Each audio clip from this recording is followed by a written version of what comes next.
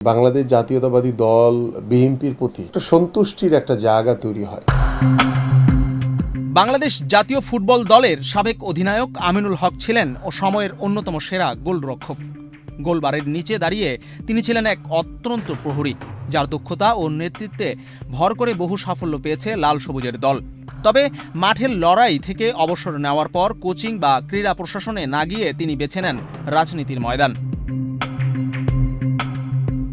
Football ক্যারিয়ারের মতোই আমিনুল হকের রাজনীতির পথ চলাও ছিল চ্যালেঞ্জে ভরা। রাজনৈতিক কর্মকাণ্ডের কারণে জেলে যেতেও হয়েছে এই ফুটবল কিংবদন্তিকে। বর্তমানে তিনি বাংলাদেশ জাতীয়তাবাদী দল বিএনপির ঢাকা মহানগর উত্তর শাখার আহ্বায়ক হিসেবে দায়িত্ব পালন করছেন। আসন্ন ত্রয়োদশ জাতীয় সংসদ নির্বাচনে ঢাকা 16 আসন থেকে বিএনপির প্রার্থী হিসেবে মনোনয়ন পেয়েছেন এই ফুটবল কিংবদন্তি। খেলাধুলার মাঠে যিনি নেতৃত্ব দিয়েছেন দলকে, এবার সেই নেতৃত্ব দিতে চান জাতীয় রাজনীতির ময়দানে। আমিনুল হক বাংলাদেশের ফুটবল ইতিহাসে এক উজ্জ্বল নাম। সর্বশেষ 2003 সাব চ্যাম্পিয়নশিপ জয়ী বাংলাদেশ দলের গোলরক্ষক হিসেবে ছিলেন তিনি। পদ্মা সেতু, মেট্রো রেল এবং এলিভেটেড এক্সপ্রেসওয়ে নির্মাণের গর্বিত অংশীদার বসুন্ধরা সিমেন্ট।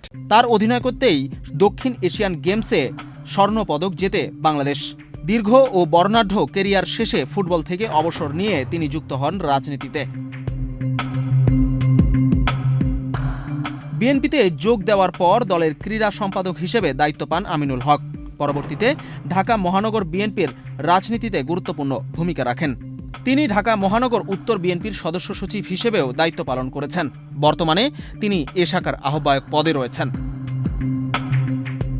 ফুটবল থেকে বুট তুলে রাখার পর কোচিং বা ফুটবল প্রশাসনে না এসে কেন রাজনীতিতে এলেন, এমন প্রশ্নে স্মৃতিকাতর হয়ে পড়েন আমিনুল হক। তার ভাষায়, দেশের জন্য কিছু করার তাগিদই তাকে রাজনীতির পথে এনেছে।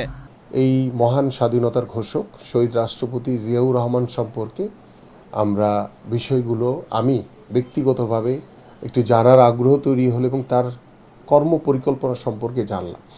তখন থেকেই বিএনপির প্রতি একটি ভালোবাসা ছিল, ভালো লাগা ছিল এবং তখন থেকে একটি স্বপ্ন লালন করেছিলাম যে আমি তো একজন ফুটবলার হিসেবে নিজেকে প্রতিষ্ঠিত করতে চাই।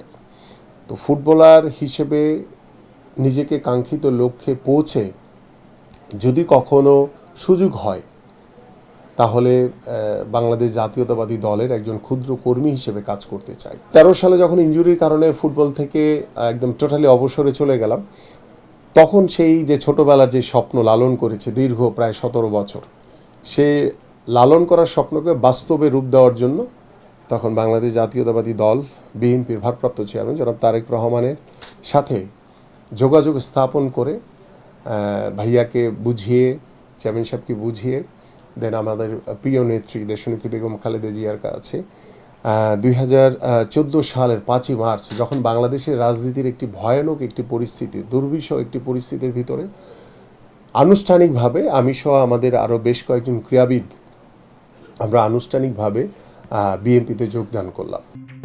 খেলার মাঠ ছেড়ে রাজনীতিতে যোগ দেওয়া ক্রীড়াবিদদের জন্য নতুন কিছু নয়। উপমহাদেশে এর বহু উদাহরণ রয়েছে, যার মধ্যে সবচেয়ে আলোচিত নাম পাকিস্তানের কিংবদন্তি ক্রিকেটার ও সাবেক প্রধানমন্ত্রী ইমরান খান। সেই ধারাবাহিকতায় বাংলাদেশের ক্রীড়াঙ্গন থেকেও রাজনীতিতে নিজের অবস্থান তৈরি করতে চান আমিনুল হক।